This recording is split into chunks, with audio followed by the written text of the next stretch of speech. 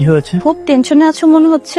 না না বা কিসের টেনশন? তুমি বাবা হতে চলেছো, তুমি প্রেগনেন্ট। আজকে সত্যি সত্যি ভাবছিলাম সবাই সবকিছু বইলা দিন, কিন্তু যখন জানতে পারলাম আপনার একটা নিষ্পাপ অনাগত শিশু আইতেছে, শিশুটা জন্মের পর কি দেখবো? তার বাবা মার বিচ্ছেদ হয়ে গেছে, তার বাবা একটা চরিত্রহীন। শয়তানের প্ররোচনায় পড়ে আমি পাপ কাজে লিপ্ত হয়ে গেছিলাম। শয়তানের দোষ?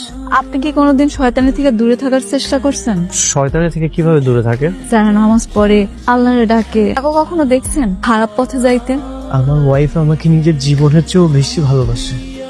আমার সামান্য আঘাতে যে মানুষটা পাগল হয়ে ছুটে আসে, তার সেই অকৃত্রিম ভালোবাসা আমি গ্রহণ করিনি, বরং অবহেলা করে পরক্রিয়ার বিষে নিজের জীবনটা এলোমেলো করে ফেলেছিলাম। তো ফোনে ধারণ করেছিলাম সেই পাপের সাক্ষী।